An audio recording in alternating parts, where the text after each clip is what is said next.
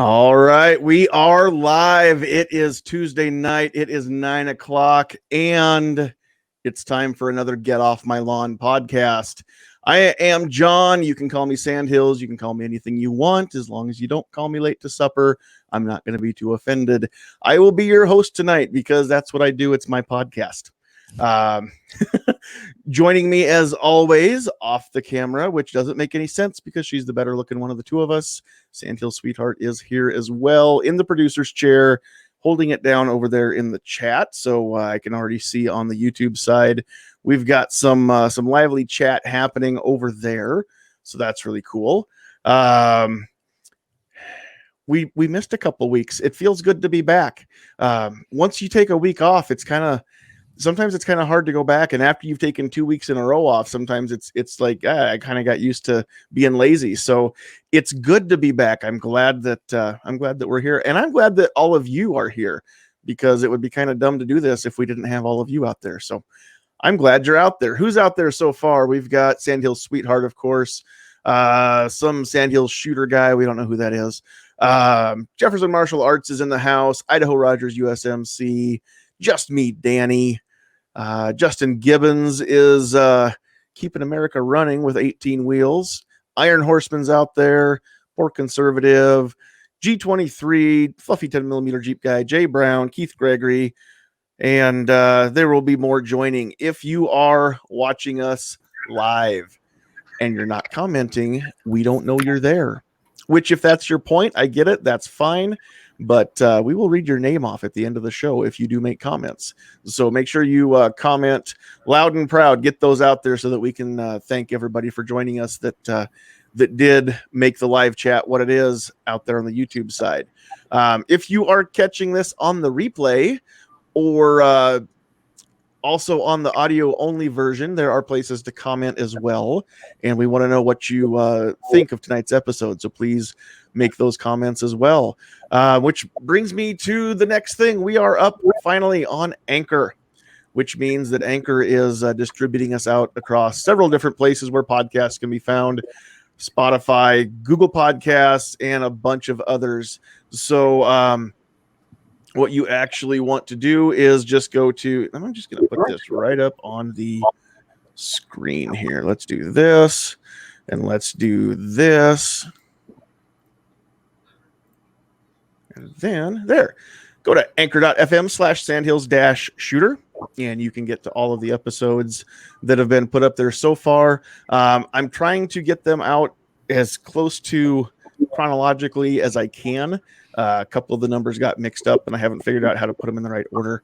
But the only recent episode that's on there right now is the special edition we did a while back with Chris Chang, Rebecca Schmoy, and Paul Lathrop. So that's newer. The rest of them go back a year now. We've been doing this under this name for a whole year.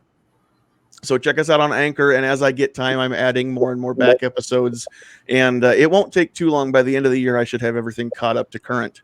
So in the meantime, you can catch all of the episodes right here on the YouTube channel as well. So go catch those.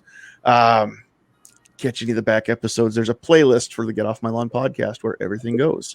So that is going on. One other housekeeping thing I want to mention real quick. I said on Facebook that I would model this tonight. Let me adjust the headphones. You can go get cool Sandhill Shooter merchandise. I can't get it straight in the camera. And this is really cool. It's not an iron-on. This is embroidered, high-quality stuff. Our friend John Crump over at Black Swan Tactical hooked us up with the merchandise site. So go to blackswantactical.com. Use discount code Sandhills. You get 10% off your order. And there's cool stuff. There's hats. There's some stickers. I don't remember what all is on there right now, but there's more stuff coming really, really soon. So go check all that stuff out as well, and keep checking it for new additions all the time, because there's going to be new cool stuff happening all the time over there. So remember the discount code Sandhills. All right, that is it. Let's get into the meat and potatoes, the reason why we're all here. We're going to have a fun and interesting discussion tonight. I really hope so anyway. So let's just let the panelists introduce themselves. And normally we save our special guests for last, but we are chivalrous. We will let the lady go first. So we have another new face in the panel tonight who you have not seen on this podcast. But if you watch other podcasts, on YouTube or on Facebook, what have you, the live streams of these with the video, then this is not an unfamiliar face. So here's what we're gonna do. If I try and explain who you are and where to find you, I'm gonna goof this up royally. So the best thing is just for me to shut up. And Amanda Suffolcool, first of all, who are you? Where do we know you from? And what do you do? Oh, well, okay. So who I am is the host of Eye on the Target Radio, which is a nationally syndicated Pro 2A radio show that has been kind of working the sound waves, well, actually for about 10 years. And we went national about 2 years ago. So that would be the first place that you would potentially know me or have seen me. The second is that if you have seen any of the concealed carry fashion shows across the country, I have probably had my finger in it in some manner. And we've been featured on a Vice documentary, an HBO documentary, and we taught the NRA how to do their fashion show for what was the Carry Guard Expo and is now just the Personal Protection Expo.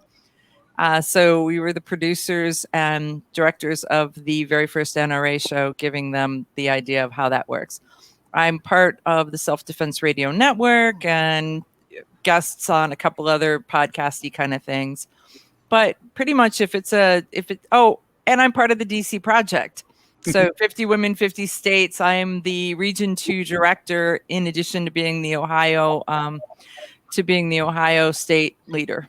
So just a little bit of 2A stuff. So basically what you're saying is you could really step up your game and do a few things. I know, I'm a slacker, right? My goodness. Just the stuff that before we went live, just the stuff that you were telling me that you did just today in the last 24 hours. In the last 24 hours, Amanda has done pretty much everything except sleep, it sounds like. So she's running on a lot of caffeine, and chances are that we're actually going to say goodnight to Amanda before this one wraps up tonight. But we are very thankful and blessed to have you here for the amount of time that you can give us tonight. So thank you for joining us. Well, thanks for having me. You bet. All right. Moving right around the horn here, we will say hello next to Pat Hirsch. What's going on, Pat? Oh, not much. Just got done harvesting a little early tonight, so I was actually able to make it on the show tonight, and glad to be here. I was about to say, you're not in a tractor. No, I'm not. Awesome. Cool. All right. And then joining us next, we have Nighthawk Medic Shoots. Hey, thanks for having me on. Excited to be here and to meet amazing people like Amanda, hang out with cool people. That's right. I have to have cool people in my panel because I don't think I'm all that cool. So I'm glad that I've got panelists that make up for me. And last, but certainly not least, we have got Rich White joining us. Hey, how's it going? And Amanda might be the only one here that qualifies as making you look, covering up for you not being cool, John. I don't know if the rest of us cover. Well, I don't know. It's not like it takes a lot to look cooler than me.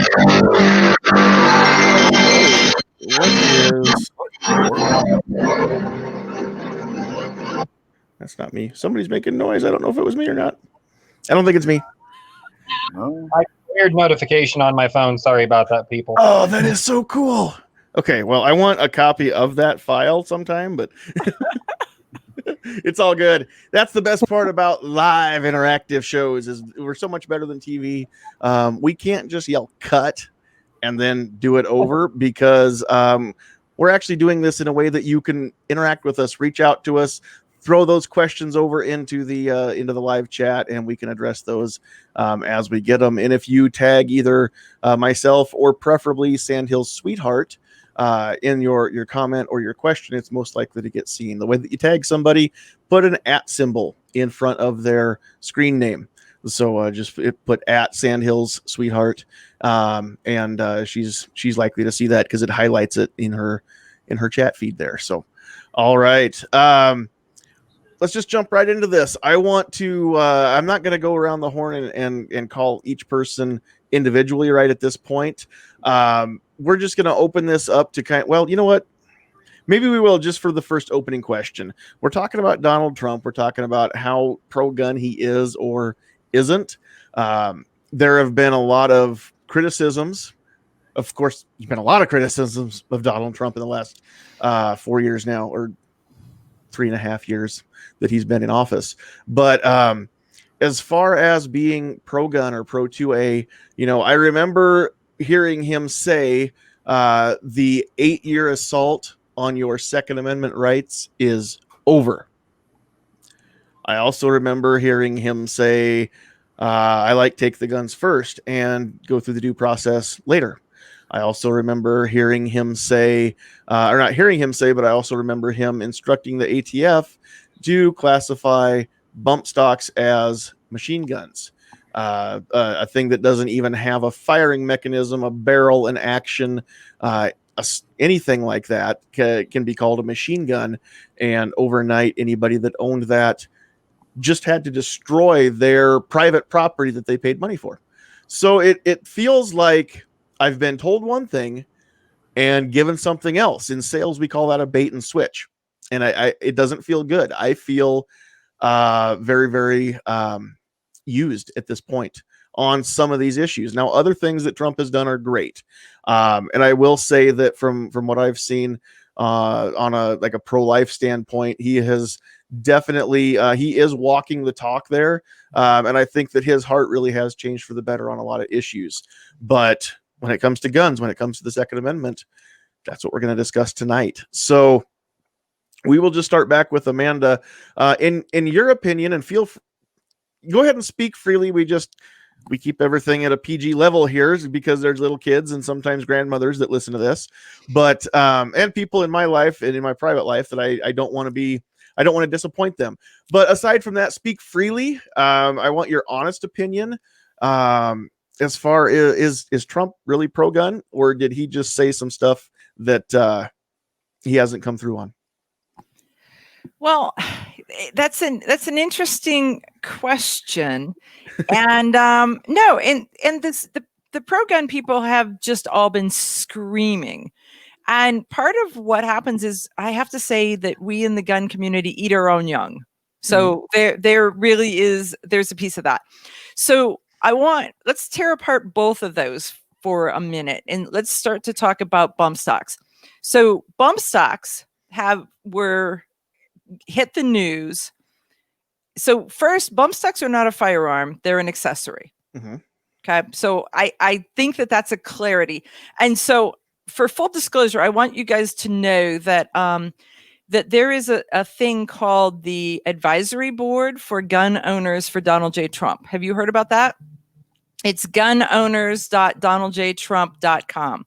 There's 20 members on the advisory board, and it is not just through the election. It is to keep after the election. 20 members. Look it up. And if you go to the middle bottom, you'll see a familiar face. Say that one more time real quick for me. Gunowners.donaldjtrump.com. Okay. Those 20 people received a pin that looks like that. So, so for full disclosure, I'm on the advisory board along with Ronnie Barrett, like 3 Olympians. You know, some of that. Somehow I got picked to hang with some really cool people. So there's that piece. But so let's go to bump stocks. It's an accessory. The ATF had sent letters saying that it was legal, that it was acceptable, that the manufacturers actually shipped the letter with the bump stock, right? We all remember that. We all know that. We all had them when we got them, kind of thing. And then Vegas happened. And the hue and cry went out for gun control on a whole nother level. So my opinion is, and I've talked this over with some pretty smart people, including like Alan Gottlieb, is that this was, have you ever heard, let me see. Well, what was it? It was it's actually an old Boy Scout story about two traveling angels. Have you ever heard this about the fact that, and Nighthawk's laughing. It's about the fact that this guy is hollering, why did you kill my cow when I'm poor, there's only me, there's my wife, and we depended on this cow to live. And it turned out that the angels had taken the cow because they were coming for his wife, and they redirected. So that, I want you to look that story up, because I really think that that's what we've got right here. And I think that this was a redirect. They were coming for everything. And so we're out of the deal. What do you negotiate? Where are you at? 1. 2, 217 new judges have been appointed, plus the Supreme Court judges. It's not over. And it's going to have to go through the courts. So what did he really compromise? I mean, there's some financial compensation to people, prove you've gotten it, prove you don't have it, how many of them are hidden in somebody's basement or closet or in the lake. So I don't think the bump stock battle is over, and I don't think that he necessarily rolled over on us, but I don't think he stood up for us. Does that make sense on that piece? It does to me. And as host, I get to play a little bit of devil's advocate here. But at the same time, I've heard that, and I actually had sent a link out to everybody when I sent the link to join this chat. I also included another link from AmmoLand, and Right. this came out last, what was it, on Friday, I think the 2nd. And it was an opinion that Trump, by taking bump stocks off the table, did basically what you just said. He thwarted Biden and Obama's plan when they were in office, which was supposed to be continued by Hillary, to get rid of every semi-auto and classify every semi-auto as a machine gun, because they could be outfitted with some sort of a bump fire device. So that concept I definitely understand. And if that's true, I've got two things, and I'm glad that you're here. I'm glad that you're on this board, so that you can, we have a chance, at least the four of us, and then everybody else out there in the chat right now has a chance to voice their opinions, any grievances, and you can take what you will from all of this.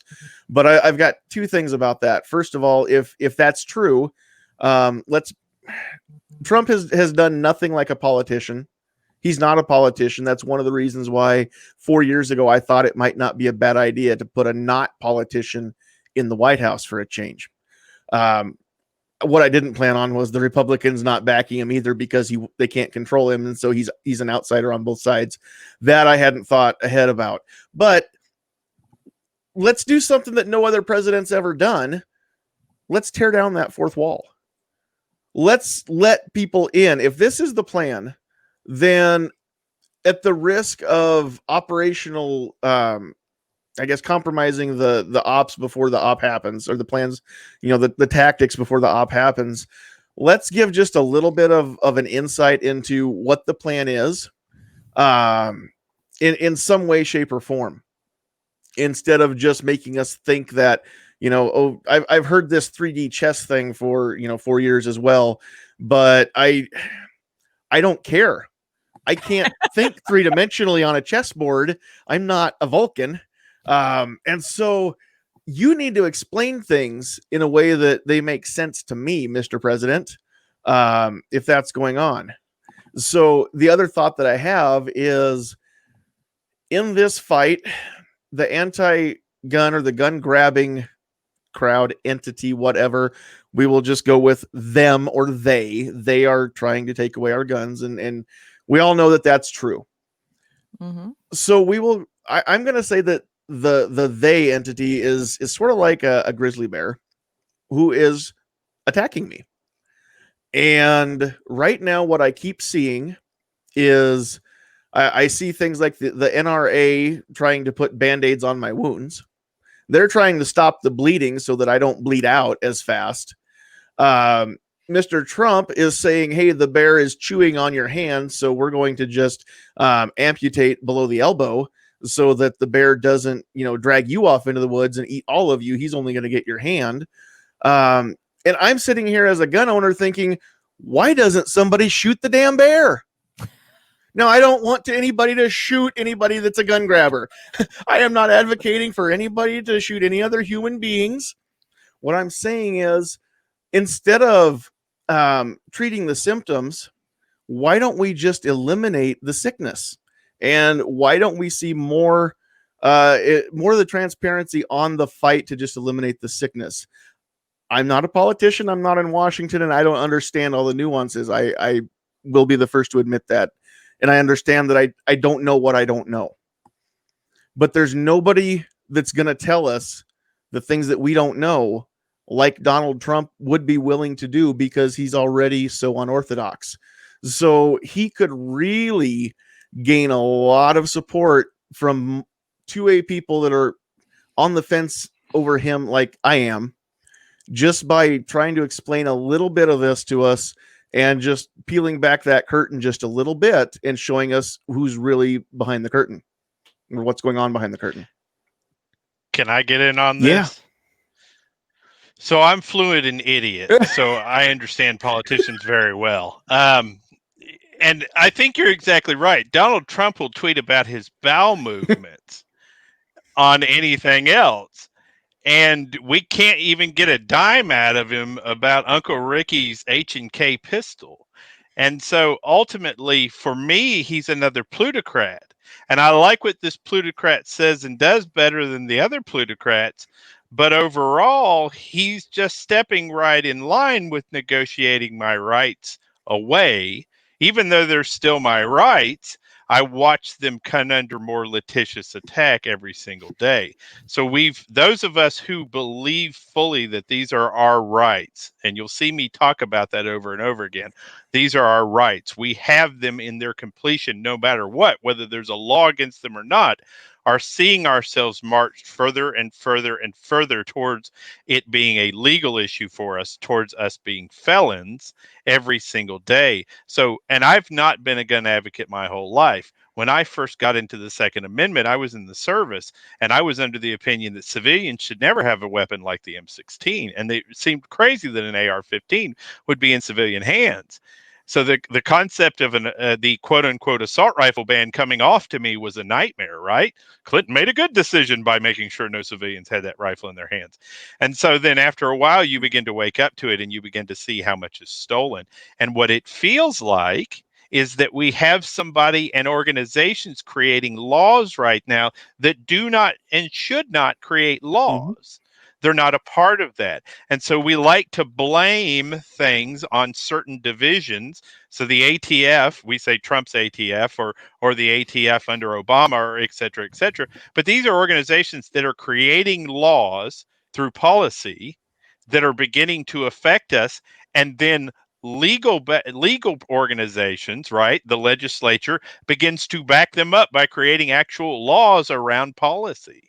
And so government is working exactly backwards to how it was intended to work. And I hear GOA and the Second Amendment Foundation and all these different places come forward and say that they're fighting.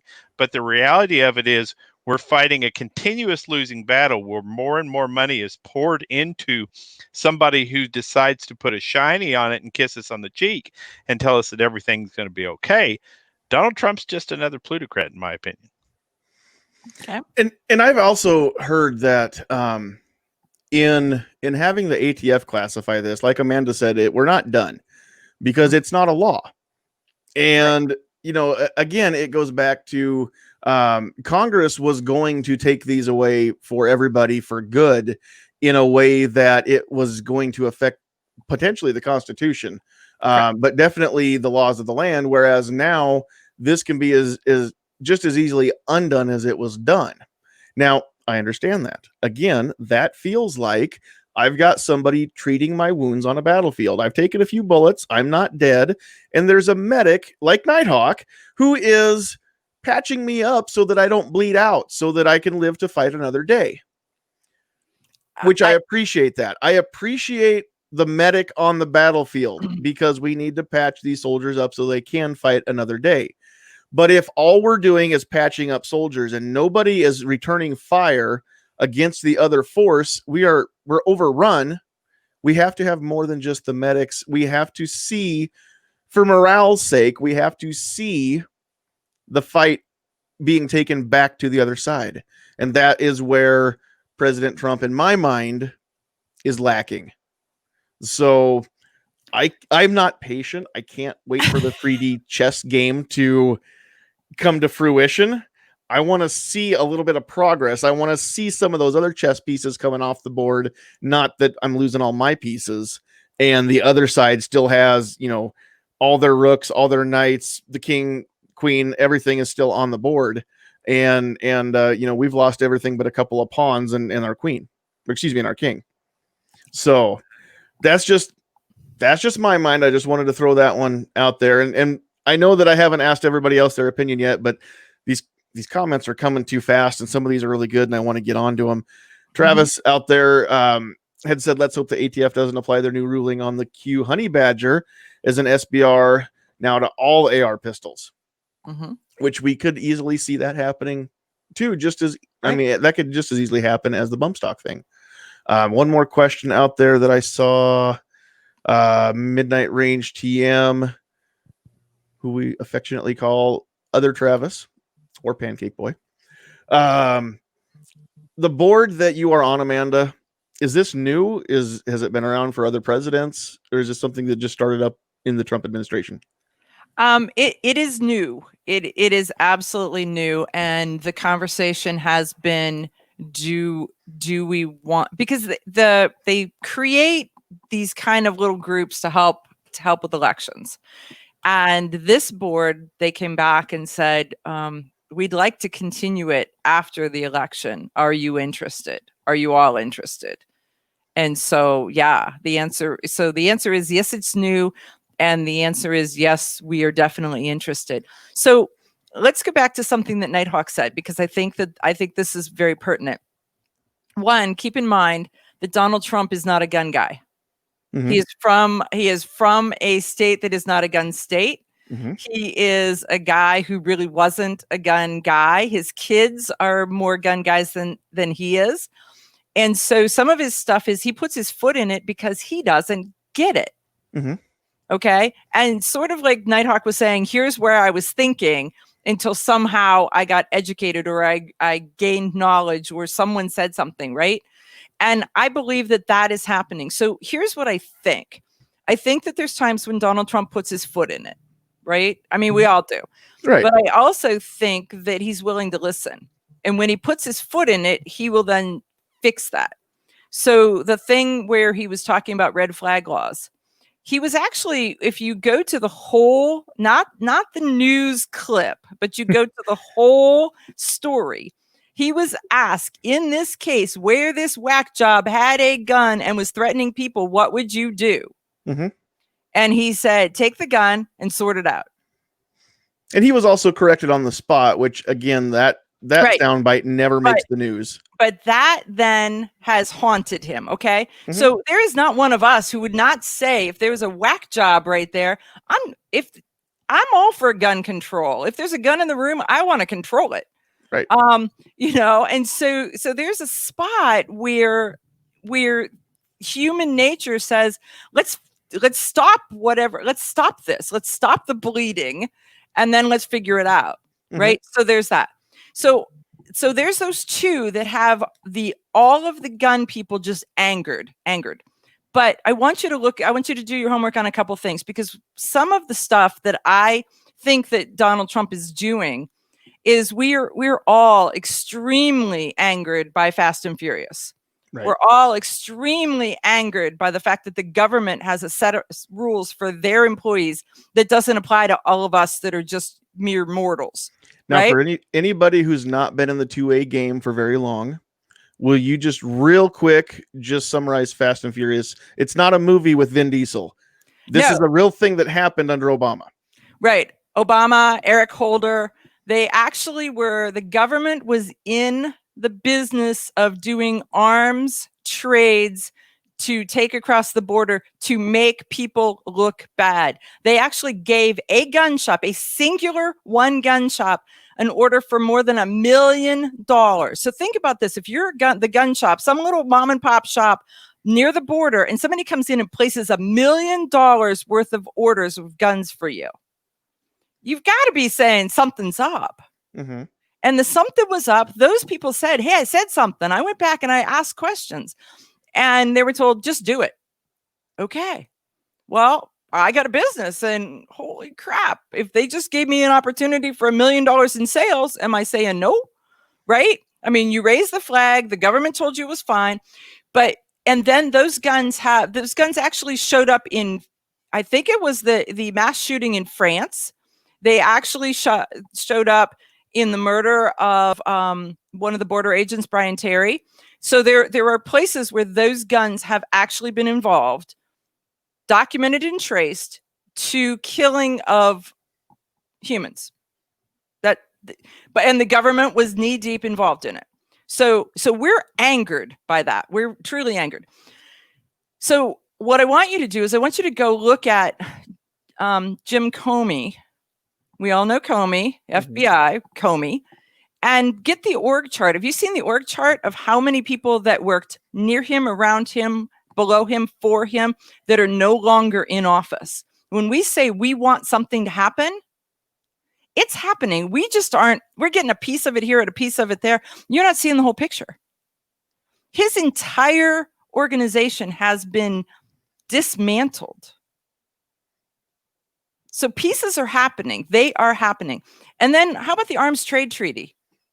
Did you guys talk about that when he booted that off the shelf, and so it's no longer sitting there and hanging as a pendulum over the United States? We haven't covered it here, no. Okay, so in 2014, this is probably the biggest reason that I am a Donald Trump fan. In 2014, John Kerry went to the UN, and they had the UN Arms Trade Treaty. And he, at that point, was the Secretary of State, was in a position to sign a document that said the United States is going to enter into this agreement. But our Constitution says that he can't sign it for us. He has to bring it back to the Senate, and the Senate has to ratify it. Rich is nodding, right? So the Senate has to ratify it. So he signed it, and he's like, sure, we're good. We're good with all this. The Arms Trade Treaty said the men in blue helmets were allowed to come to the United States, and were allowed to help us with our Second Amendment. We're allowed to police in our streets, and we're allowed to tell us what we could and could not do. And he signed it and brought it home. And it sat on the shelf because there was nobody in the Senate that had enough guts to say, yeah, we're going to vote for it yet. They weren't sure that they had enough votes. They didn't want it. They didn't take it down and kill it. So it sat there from 2014 to 2019. Every election, every cycle, every day, there was an opportunity for it to be pulled off the shelf and signed by our Senate, and to nullify our Second Amendment by the Arms Trade Treaty. Donald Trump said, done. It's done. And so he rejected it, and it's dead. Mm-hmm. So that is an absolute win as far as I'm concerned. Well, that is I remember when that was. Yeah, I remember when that was taking place, and there was a lot of outcry against it. I can't believe you guys don't remember that. That was a big deal when But John in Kerry 2014, signed that. I hadn't yet started taking note of really anything around me. I was an ostrich with my head in the sand still in 2014. See, I remember that, and that's awesome. And that was one action by Donald Trump that any president could have taken at any point in time. He was the only one who was willing to do it. And that is fabulous. My problem isn't even bump stocks. My problem isn't even the current ATF writing policies in his administration's name. My problem is that we've had a president who claims to be pro-freedom for a while now, who's not done a thing to grant increased freedom. We've had silencers up there now. We've had significant numbers of pro-gun acts up there that have been kind of hanging there, that haven't been moved on, haven't been touched on. And it's a standing joke. I want to defund the ATF. If we're going to go around defunding law enforcement departments, let's defund the ATF. How many years have we been pushing to have the NFA removed? So he's good at getting stuff like this destroyed, right? We've seen him when he puts his mind to something and applies his effort to it, and where he thinks he's going to get approval, because that's how his behavior is. If he feels he's going to get approval from his base, he will take action on it. Why is the NFA such an off-limits thing? Why is this something he won't even try for? And back to what John was saying earlier, why is it that we can get tweets about the phase of the moon, but the moment something 2A comes up, it disappears? And that's what disturbs me about him, is because it's, at what point does a populist become a populist for the other side? And that's what worries me. And we keep seeing that happen. We see his populist side come out whenever it comes to negotiating our rights away, when it comes to the 2A community. And that disturbs me. Well, there's two things to your question, answers to your question. One, the Dems have the House right now. You're not going to get anything through the House. Two, they don't have enough votes in the Senate to pass anything. You need 60 votes. It's not a financial bill. It's not a confirmation. You can't use the nuclear option. You have to have 60 votes in the Senate to get any of those bills through, and they're not going to do it. Every single one of the Democrats has stated that they are not going to vote on anything pro-gun. So those are the reasons why none of that's getting done. If you remember back when the Republicans had the House before the 2018 midterm, they did vote on a couple of the bills and got them to the Senate. The Senate couldn't vote on them because they didn't have enough votes to pass them. Right. The Hearing Suppression Act, they got to there. The conversation about concealed carry reciprocity on a national level got to there. So then go ahead. Again, tinfoil hat or not, just coincidentally, conveniently, depending on which side you're on, Parkland happened. Yeah. And then Ironically, McConnell tabled that one. What about, yeah, exactly. So how opportune are these horrific incidents? It's just crazy. And the one great thing, well, two great things in 2020, since COVID happened, there's two things that have not happened since COVID did happen. Number one, nobody's died of old age. Number two, no mass shootings. Exactly. Yeah, I'm surprised they actually had Eddie Van Halen dying from cancer and not COVID. Yeah. They've actually said he died from cancer. He wasn't in a community hospital. They can't get $2,700 off of the COVID diagnosis. You have to be in a county hospital to get that money. So Eddie Van Halen died under private care. I've still got the tinfoil hat. It lives here. But I'm just saying, every time we look like we're going to gain a little traction, then some tragedy happens to change the public's viewpoint. And it seems to me like way too many coincidences to all of them be coincidences. I honestly think you need to do a tinfoil hat show. I did hear a while back. Yeah. So yeah. Did you talk Vegas? Did you talk we talked Parkland? Did you talk Sandy Hook? Do you know that Sandy Hook is in? Do you know what else is in the same town as Sandy Hook? How about the National Shooting Sports Foundation? Yep. Okay. Yep. I did not know that. Yes. So that is its hometown, we'll just say. Back to the NFA. I've got a really interesting, I was putting together the rally for the 2A rights that's happening at the Capitol on the 24th. Mm-hmm. They've asked me to be one of the speakers for that. And so instead of, just going rah, rah, rah, here we are, DC Project, blah, blah, blah. Though those are really good blahs. It's just, I don't mean to sound like that. But I wanted to do a whole speech on the history of gun control. And so when you're talking about the NFA, first thing for everybody on the NFA was that it was written in 1934 as a response to the St. Valentine's Day Massacre, where a group of criminals dressed up as police officers came in and arrested another group of criminals and lined them up to the wall and then shot them. And they shot 7 of them. And one of them survived for like 12 hours. He survived with 22 bullets in him. He survived for an additional 12 hours. And he's the guy who got to tell the story. The other 6 didn't. And then they left in a police car that they have no idea where they got possession of the police car. So, but it was criminals killing criminals, doing criminal acts with that. Then no one was ever arrested for that. No one. And the other part is that when you start to research into history, there are a couple different stories about where they got the guns and how they got the guns. And in some, they say, well, this guy bought it and that guy bought it and we've tracked it. In others, it was the guns were being shipped to Mexico and were stolen in the U.S. Post. So they stole the guns to be able to use the guns in a crime. And yet we got the NFA. Okay. Here's the one quote I want to stick in your head, though.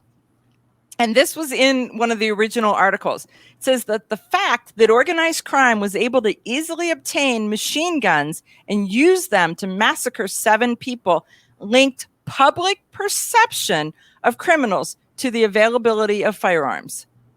That's the battle we're still fighting, is public perception of criminals and the availability of firearms. I don't think we're actually fighting that battle. And I'll tell you why. Because criminals can murder each other in mass at this point and not even make a news report. Not even make a news report.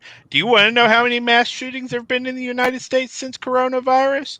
Go check out Chicago's stats. By FBI definition, 3 or more people is a mass shooting. So they're happening daily.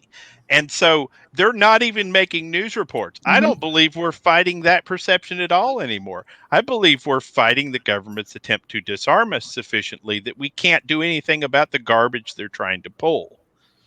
I think we have reached the point in our civilization where someone's trying to take a big enough upper hand that they can shut us up if they have to. I'm not saying that that's the ultimate goal, but let's be honest for a minute. In every city that has implemented a complete gun control, everybody in that city is on the dime of the government of that city and completely under their control and whim. It has duplicated itself over and over again. And every time they go out and do a gun collection, Americans fold up and hand their guns over. And those of you who don't remember, it happened in Katrina, and it's happened every other time that they've marched down the street and taken people's guns, as there's been zero resistance. And they're starting to learn that all they have to do is to get the public mad about it, and they win. It doesn't even have to be criminals. And the other is in the name of safety. Say, we're doing this in the name of safety, for your own good, in the name of safety. Think about the Boston bomber. If you want something to really make you angry, the Boston bomber who actually was shot and then he got ran over by his brother. One of them got killed by being run over by his brother in the car. Remember that part? Because there's the 2. He's actually listed in the gun death statistics. And they actually were reading out his name as a victim of gun violence. There's that. The second part is the other brother, when they were trying to find him, do you know that they shut down everybody's cell phones? Yep. And then they came door to door and said, we are coming into your house. We are searching your house and we are looking for him in the name of public safety. Yep. And so what people don't realize is you're 30 seconds away and public opinion from being subject to tyranny in the United States right now. They go police state so fast, it's not even funny. And they do it everywhere. I tell people all the time, I will end in one of 2 ways. My ticker will finally give out because somebody will make me mad enough that I'll stroke out. Or I'm going to be on the news somewhere with the title Crazy Old Veteran, because they write the news headlines. They decide when to issue a panic. And they've militarized the local law enforcement agencies to the point where there's no way an individual can defend themselves without either dying in a hail of gunfire or spending the rest of their lives in prison. Because one way or another, you're going to lose your freedom or your life if the government decides that you're a problem. Nope, absolutely. So, as I've been listening, So has this gone anywhere near where you wanted it to go, John? well, here's the best part. I start these and I maybe have an idea where I want them to go, but Sandhills Sweetheart will tell you every night before we do this, we sit down to supper, we pray before we eat, and one of the things that we include in that prayer is let it be what God wants more than what I want it to be. So it doesn't matter what I want. It's gonna be what it is. I haven't yet had to go back and completely edit a title because it went that far off the rails. But as I'm sitting here listening, the hamster wheel is turning inside my head here, and everything that I've heard prior to going into a couple history lessons here, it sounds like from what I'm picking up, Amanda, what you're telling us is that things have looked kind of bleak, but the battle is far from lost. The battle is far from over, and we are in a position where if the voters will turn out, and if the voters will keep freedom in mind as they're checking boxes or pushing buttons, pulling levers, whatever it is, then we still have the potential to get the Trump train back on the right track, the track that we all want to see it be on. Is that basically what, in a nutshell, what I've heard you say? Well, the potential is there. I'm not saying that. I'm not right. I'm not saying that we're headed there yet. There's still hope. Let's put it that way. There's still hope. There. Now, wait. Having said all that, there's one thing. Okay. There's one thing that I think that you keep in mind, because we're living in this crazy time, is that all of the Supreme Court justices that he has nominated have been constitutionalists. They're not Republicans. They're not Democrats. Both sides hate them. Mm-hmm. We as Second Amendment people, we should love them. Nope. As a Second Amendment supporter, I do love constitutionalism. Overall, yes, absolutely. Now, to that effect, that's another reason I'm glad you're here, because you are in a position that nobody else on this panel is, and that nobody else that is out there in the live chat is, because if your advisory board stays after this election, if it is something that the administration keeps on, then you've got the ear of the president. And having discussions like this, where you listen to us, you can take that along with your own opinions and present them to the other board members, council members, whichever we want to call them. And then some of this stuff that we say tonight has the potential of reaching Donald Trump's ears, which is amazing. And the fact that we've got people who we can trust to speak to this president, who, as you pointed out, and I have seen this from other anecdotes and from what I've seen a little bit myself just watching him, this is a president who's very willing to listen. This is a president who is not, he's a proud man, but he's not too proud to say, I don't know something. Or when he is shown that he did something wrong, that he made a mistake, he is man enough to own up to it.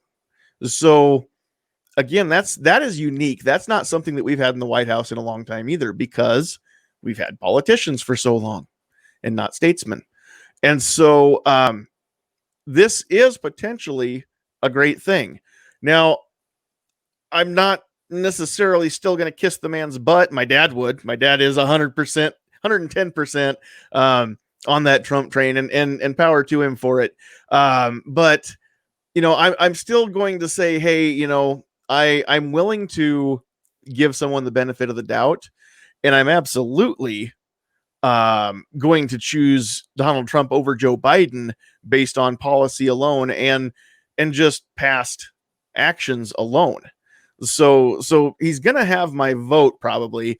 And I say probably because I'll never say exactly who I vote for, whether I do or don't vote for somebody. I don't think anybody should. That's your business. And if you want to tell it, that's your business to tell. So, but what I'm saying is, those of you who are listening to this, just keep in mind that everything that's been discussed tonight is all pointing to the fact that we have a chance with this president, if we reelect him, to make a difference. And somebody pointed this out a couple days ago. I know where I was. I was at the member social for Nebraska Firearms Owners Association. I can't remember exactly which attendee said this, but somebody was saying that Trump gets reelected. He said, I cannot wait to see what Trump will do with 4 years where he has nothing to lose. And so keep that in mind too, because there's something else that needs to happen though. Those of you that are listening to me right now, and those of you that are listening to me before November 3rd, 2020, I want you to take note. I'll speak up and speak clearly so you can understand this. Those of you that have Senate races in your state, those of you that have congressional seat, House of Representative races in your state, you need to send the right people to Washington. You need to call those candidates. You need to find out if they're willing to work with President Trump. And if they're not willing to work with him, then you need to rethink your vote. Sometimes we do have to vote for the lesser of two evils, but you need to make sure that you're sending the right people who don't look at the R or the D behind their name. That doesn't matter. If they're willing to work with the sitting president to get things done that are things that you want to get done, that's the best candidate. Party doesn't matter at that point. But keep this in mind. We're not voting for somebody. We're not voting somebody off the island here. It's not a popularity contest. This ain't Homecoming King. We're talking about who's going to run this country as chief executive, not as dictator, but who's going to run this country as chief executive for the next 4 years. Who's going to make the laws in this country for the next 2 years, for the next 6 years? Keep those things in mind. And if we've learned anything during COVID, those of you that have governors up for election in your state, you need to put the right person in your governor's mansion as well.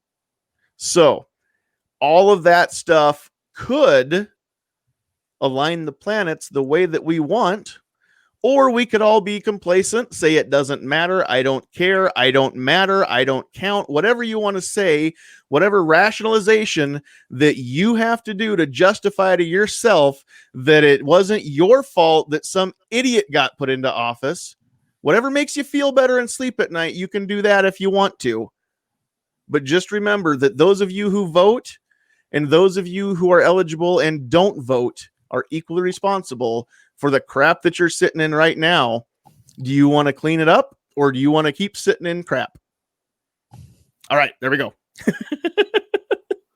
All right, so we took about 45 minutes to an hour here, and I still haven't even asked a couple of you what your thoughts are on the sitting president. So we'll move over to Pat, because we haven't really given you a chance to get a whole lot of words in edgewise tonight, Pat. So feel free to jump in, sound off on anything that's been said tonight. But I kind of want to know just what your initial feelings are as far as President Trump. Pro-gun, not pro-gun, somewhere in the middle. Well, I kind of think he's somewhere in the middle a little bit. And just like what Amanda said, he's kind of deflected some stuff and lessened it a little bit.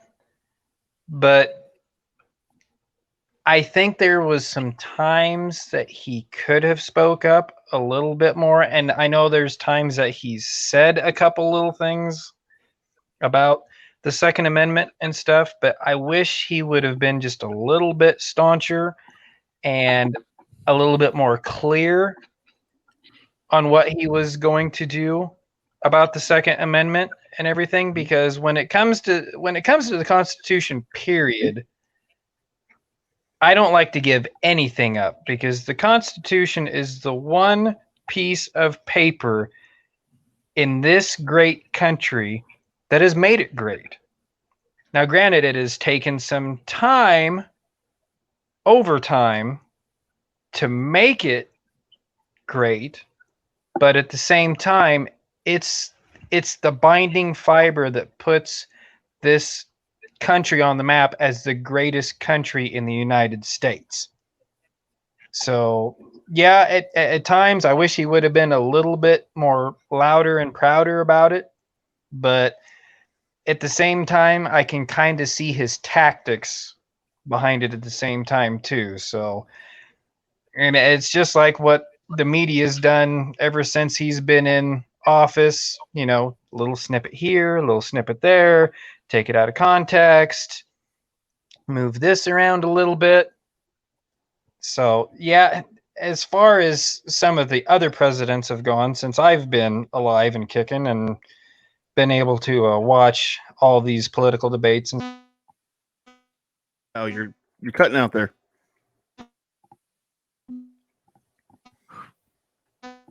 Boom. Maybe. No, you sound kind of like really 80s synthesizer-ish. It could be Annie Lennox trying to talk to us. It could be Pat. I'm not sure.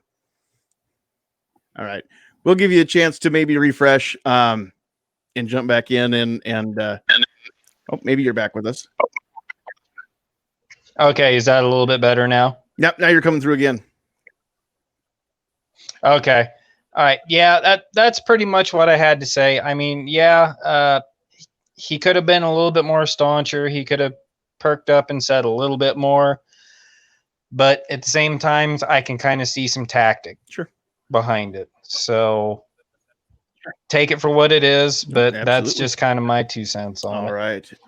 And we will give Rich a chance to jump in. I know you've had a few words tonight, but we're just going to give you the floor. So anything else that you want to throw in there along with your opinion on how pro-gun the president is?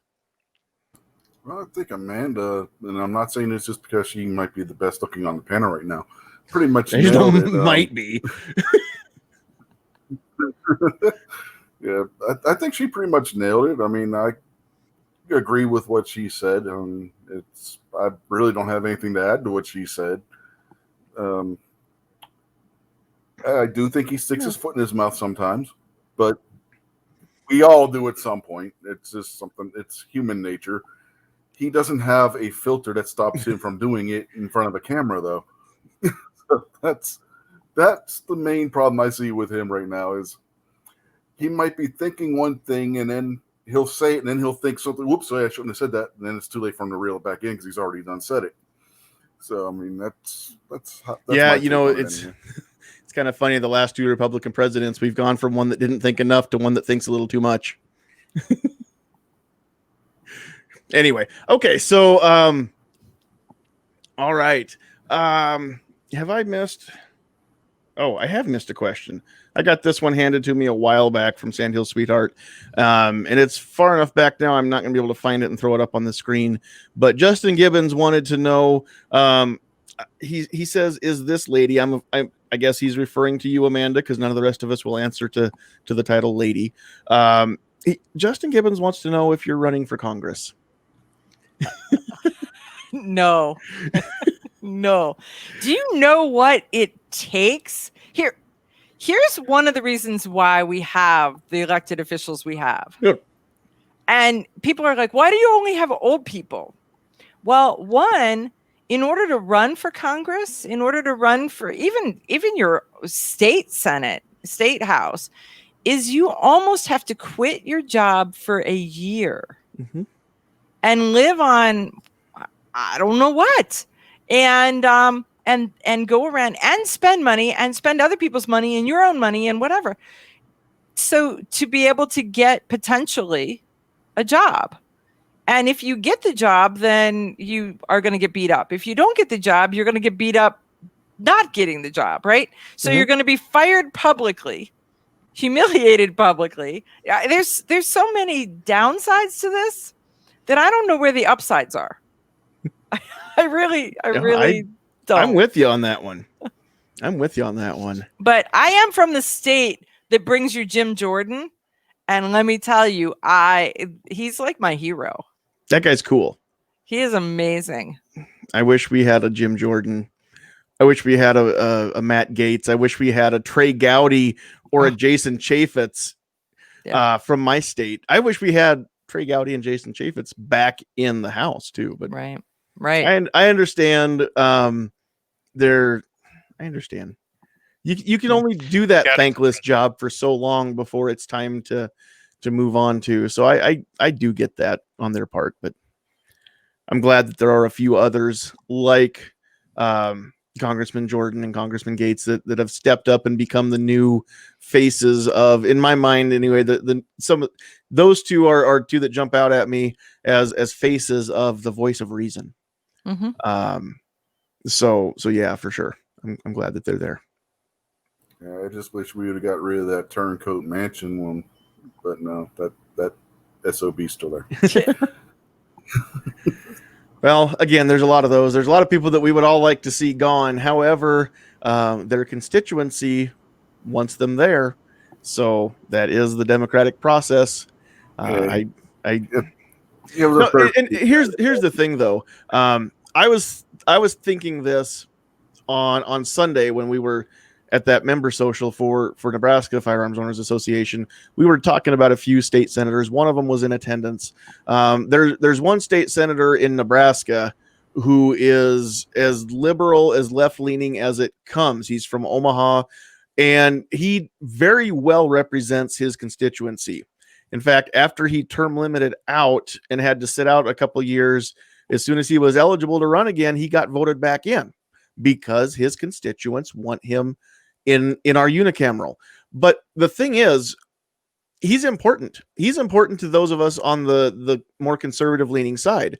Now, I'm going to say that in the same token, your Nancy Pelosi's are just as important to us on the conservative leaning side because they keep us from getting too complacent. And they make sure that those of us from more conservative states, we need to send somebody to counter somebody that's that far left. We need to send somebody that's equally far right to counterbalance so that the boat doesn't tip too far to port.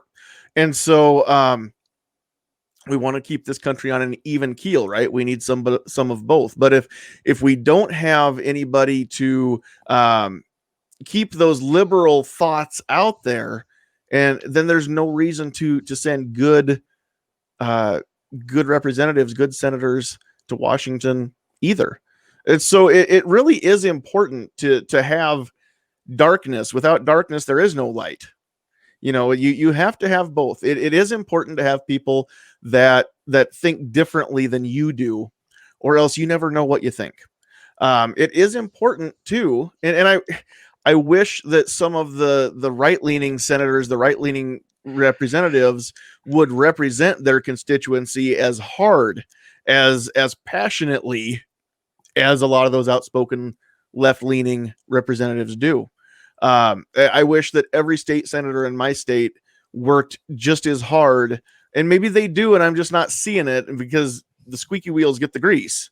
But I wish that every state senator, I could see them putting in the effort that one senator in Omaha does, because he's always on the news.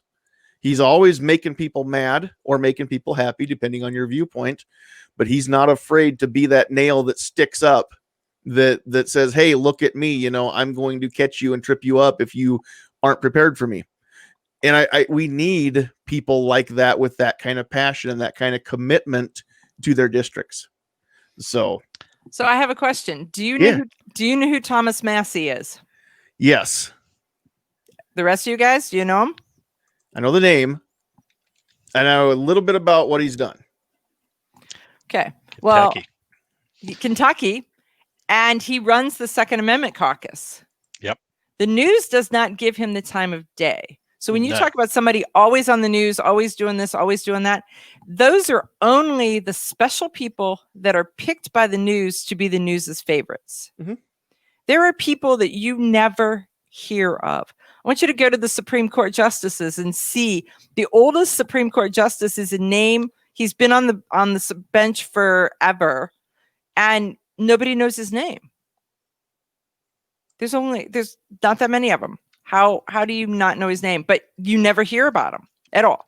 So the same thing with good congressmen and good senators. If they're not the press's sweetheart, you don't get a chance to find out just how cool they are. Well, and At I all. think we're forgetting something important. Nancy Pelosi was not this far left 10 years ago. And so these politicians are not moving the way they want to move. They're moving the way their constituency has become. The majority of the people in this country are pushing further and further left.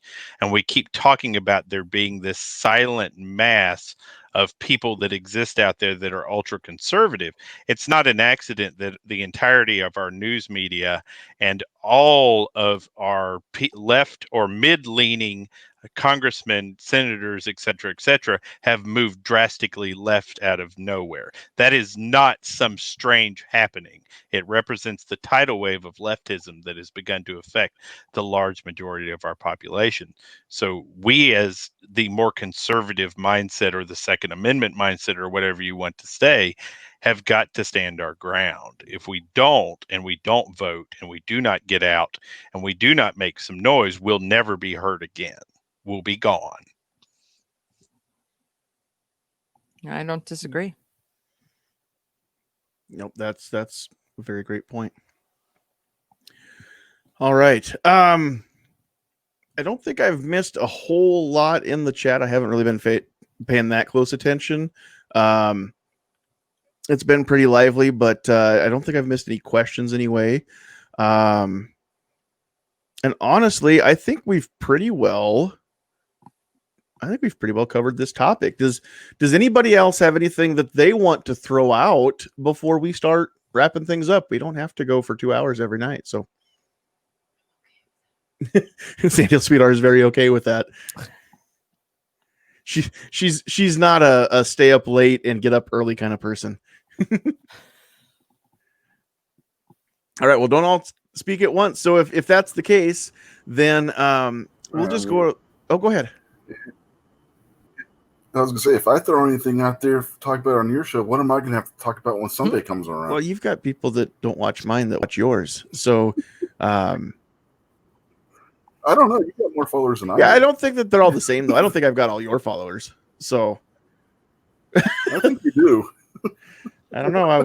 I tell people all the time that every week we go out live to tens of people. So yeah, and I go out to 10 people. So. It's all right. I remember those days too. I get more views and replays than I do live.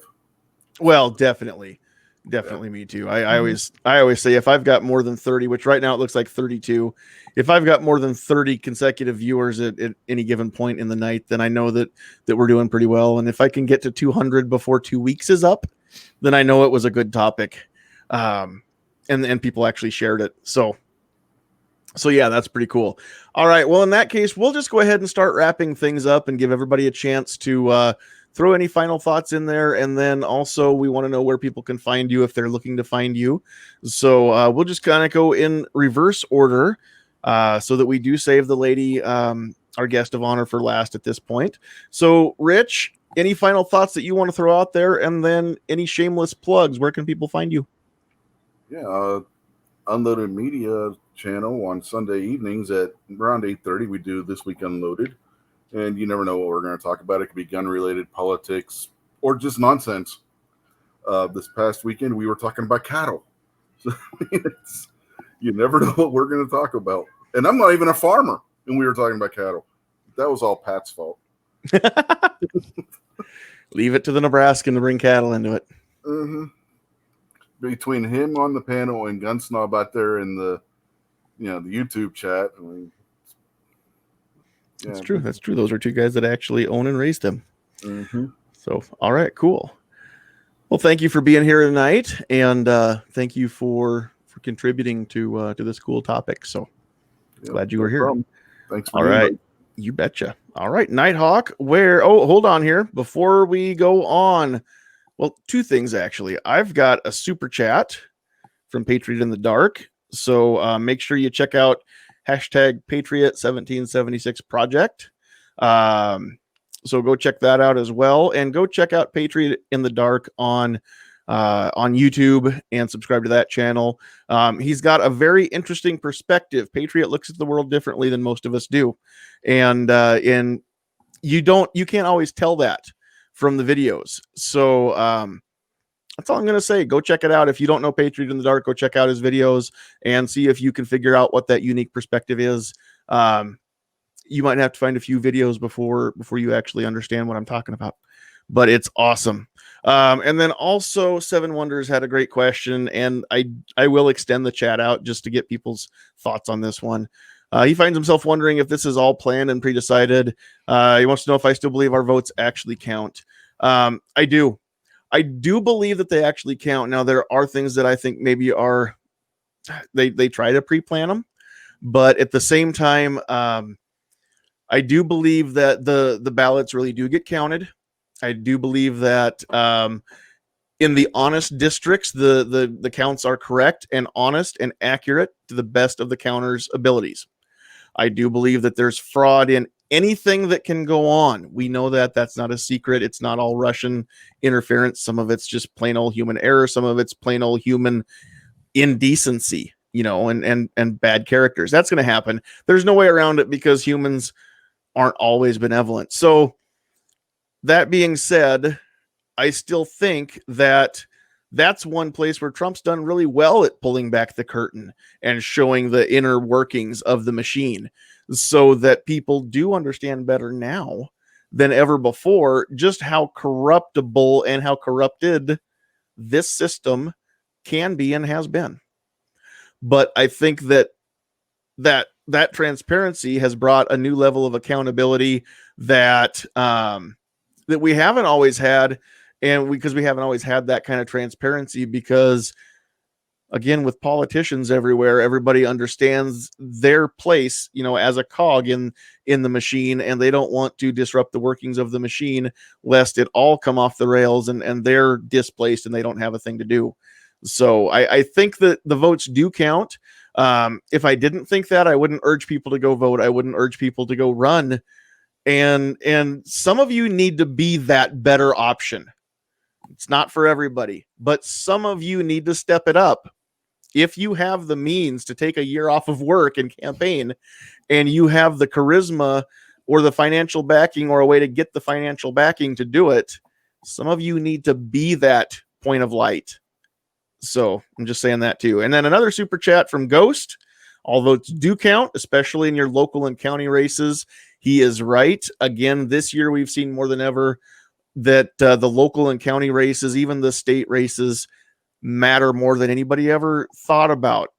Not anybody, but that most people ever thought about. And a lot of people don't care who the governor is until all of a sudden the governor says, you can't have your business open. Well, all of a sudden you're thinking, hey, this is not the right governor to have, is it? Same thing with county boards, health department boards, city mayors, things like that. The city of Omaha council just voted to extend their mask mandate out to November 24th. It was supposed to end in October. Now it goes into November, which is odd because I don't know. I've seen some things. You can go back on my Facebook page and find a video that I shared from an author and columnist from Omaha who did some research and asked the city council what they're basing their determinations on. And of all of them, two of them told him they're basing on the recommendations of the health director. And the health director only gives him info that he can get watching CNN. She's basically replaceable by an algorithm.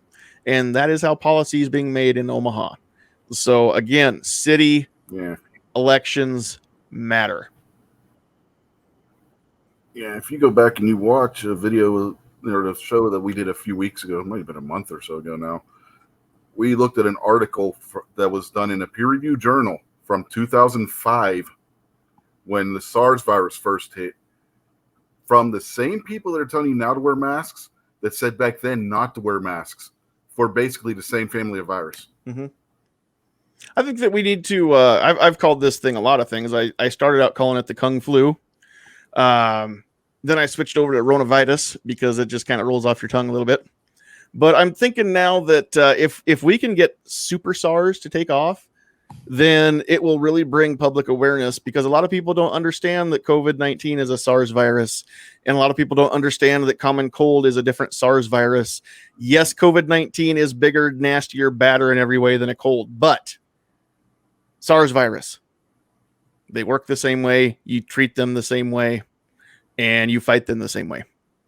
So that being said, let's move it over to Super SARS and see what we can get done there. You heard it here first. So, all right. Nighthawk, I cut you off there, but go ahead.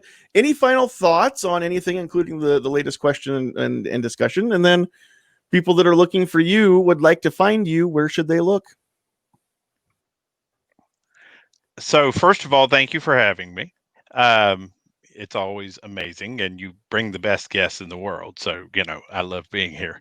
I like to quote Mark Twain because he was about 3,000 times more quotable than I am. And that is, in the beginning of change, the patriot is a scarce man and brave and hated and scorned. When his cause succeeds, the timid join him, for then it costs nothing to be a patriot. So those of you out there right now who are looking around and asking where the heck the leader is, that is your nomination. That is your moment, because right now the patriot is hated and scorned more than any other. They're asking for the leader of the free world to denounce the patriot. And so if you take that initiative, the weak will follow you. So I encourage you to do that. And if you want any information on how to do that, because believe you me, I've done it, I would be glad to share it with you. You can find me at Nighthawk Medic Shoots on youtube.com and full30.com and Nighthawk Medic Shoots on Facebook. Thank you for your time. And John, thanks for having me. Amanda, good to meet you. Nice meeting you. And thanks for being here. All right, Pat, anything you want to throw in there? And then where can people find you, even if you're not throwing out videos? I know you're on other live streams as well. So if people want to hear more of what you have to say, where will they find that? Well, I just want to say thanks for having me on, and thanks for Amanda being on tonight. Definitely some a little more insight into everything on the 2A front. So, just been busy with harvest and everything. Haven't had a lot of time to do any videos or anything like that. And if you want to check me and some of the other guys out that are sitting right on this very panel, Rich at unloadedmedia.com. They're on YouTube. So, just wanted to say thanks for the great conversation tonight. Definitely always gets the wheels turning inside the old brain every time you have one of these kind of celebrity guests on. And I just wanted to thank Amanda again for being on tonight. So that's my 2 cents. All righty, and thanks for being here. And thanks for being the only Nebraskan to represent, since the other 2 that are normally here were not able to join tonight. And we're not going to shame them for not being here. But you notice that there's no Travis, no Defense Dad. The panel just isn't the same without those 2 characters anymore. So glad that I have other people to step in and do what needs to be done on the panel, because everybody can't always be here every week. So that's why I'm glad there's so many of you out there willing to join us. And then last, certainly not least, our guest of honor, our new person. I can't say new guy. Our new person on the panel. Amanda, anything that you want to throw out there? You get the final thought. And then also run down that exhausting list of where people can find you. Well, I I just want to say thank you for having me on. This is a great format. It's a fun show. I really enjoyed being a guest on here, and the conversation and the thoughts. I think that I got as much from it as hopefully you guys did.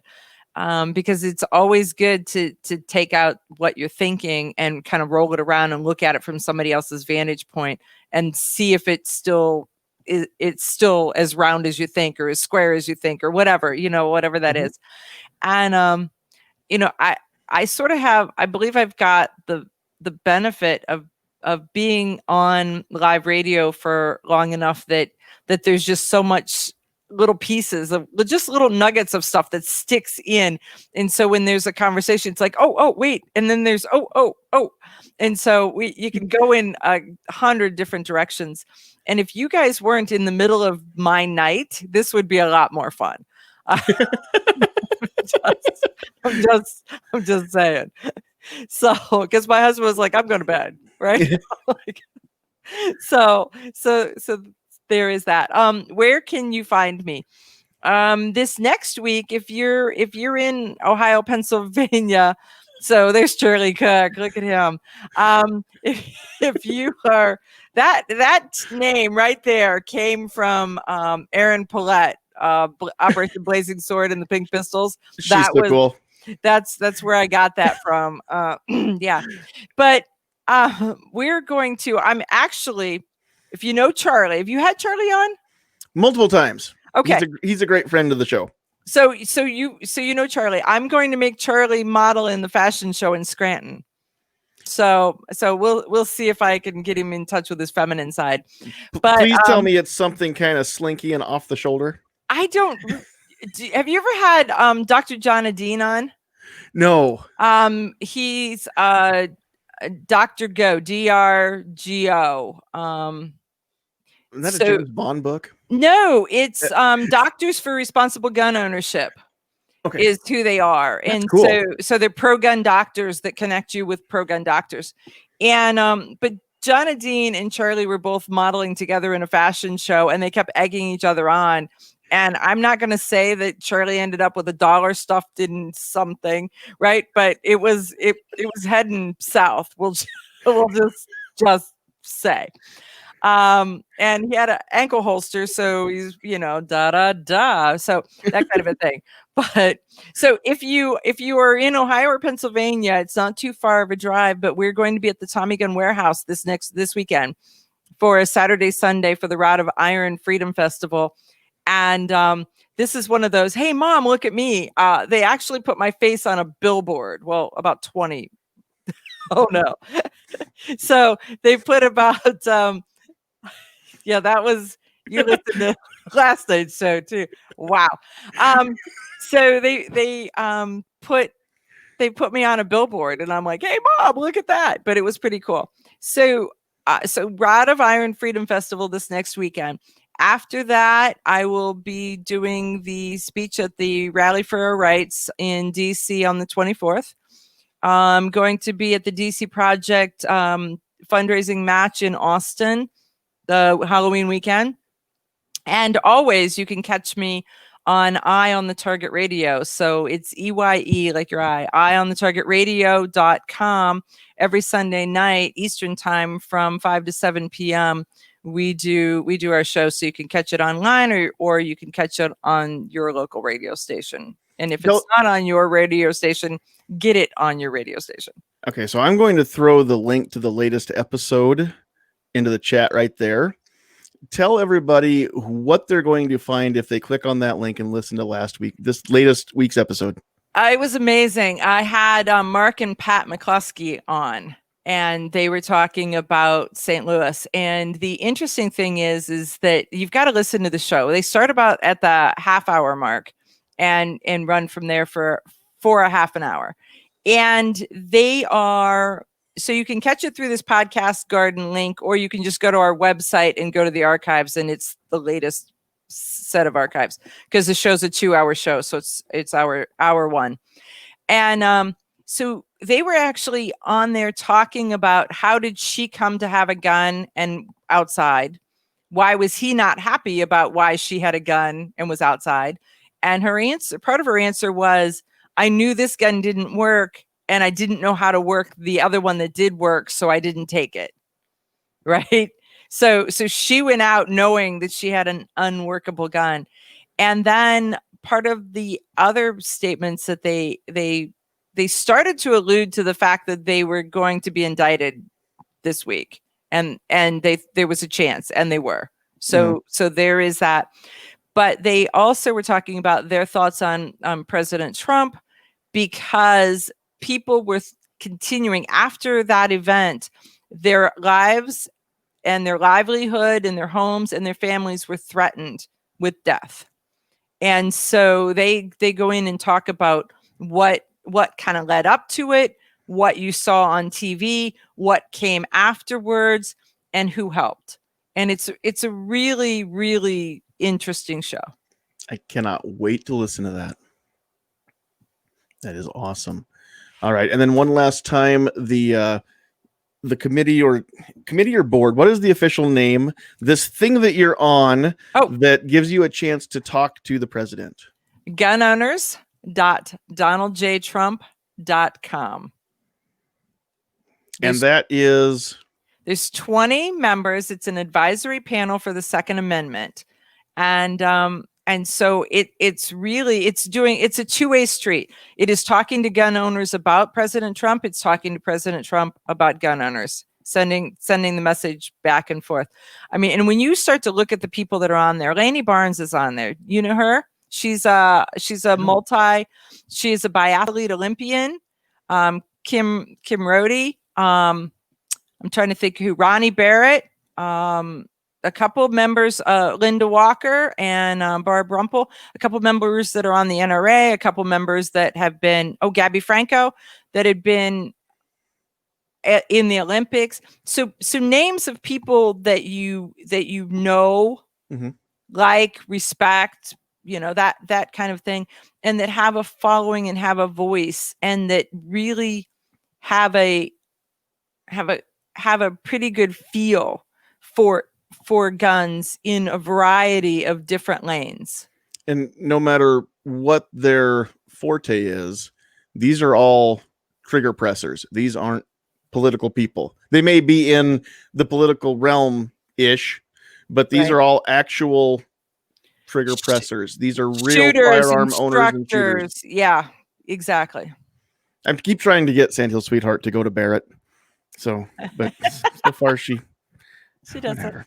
Yeah. It's if his stuff wasn't so good and expensive, I could see it. But All right, cool. Well, thank you again so much for being so generous with your time. I know that you've got a lot of irons in the fire, and just what you've done today alone would wear me out halfway through it. So the fact that you're still here and it's 11:30 at your house, I mean, I very much appreciate the time that you've given us. It's been a blessing to us. So real quick here, I've got the list. I want to thank everybody who joined us in the live chat who was not on the panel. And again, if you don't hear your name, it's because you didn't comment, or you didn't comment enough and one slipped through, because sometimes we're human and sometimes people slip through. But if you're making those comments and you're active in the chat, your name gets read off here. So thank you very much for being here. Jefferson Martial Arts, Idaho Rogers USMC, Just Me Danny, Justin Gibbons, Iron Horseman, The Poor Conservative, G23, Fluffy 10mm Jeep Guy, Jay Brown, Keith Gregory, Vash Matrix, Rich White out there and in here, Patriot in the Dark, New York Outcast, Midnight Range TM, Carolina EDC Reviews, Nighthawk Medic doing double duty, Uplift Mofo Party Plan, Gunpowder Beauty, Travis P11, who should have been in the panel, but we're going to give him a pass because of work. Jason Stewart, Wheeled and Well Armed, Schofield 63, CAL, California L, Cal, I'm not sure. Mystic Guns, Roll Call 219, Emily L, Agorizer, Gabe M, Clint Taurus, still the best screen name ever. Say it fast, you'll get it. John Petrolino, hey, what's up, John? I didn't see you out there. Clover Tack, Mr. Pearl Necklaces, Riding Shotgun with Charlie, Mike, Seven Wonders, Ghost Tactical, M. Gabriel, Two Live Moo. Special thanks to the super chats from Patriot and Ghost. We appreciate those. We love you.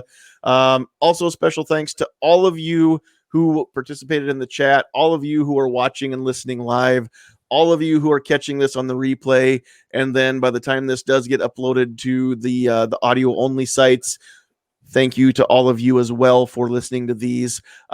We love you. We don't have a show without you. It doesn't make any difference what any of us say if there's nobody to listen to us saying it. So from the bottom of all of our hearts, we very much appreciate every one of you who is listening to this. If you haven't liked the channel, subscribed to the channel, please do so.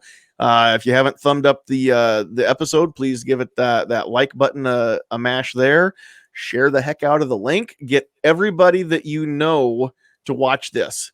There was some really great stuff said tonight. This has been one of the best episodes we've done in a while here now, especially in the last 3 weeks. I guarantee it. And so make sure that you're sharing the link on behalf of Rich White, Nighthawk Medic Shoots, Pat Hirsch, Amanda Suffolcool, Sandhills Sweetheart, and myself. Thank you all for watching. We love you. God bless you. Get off my lawn.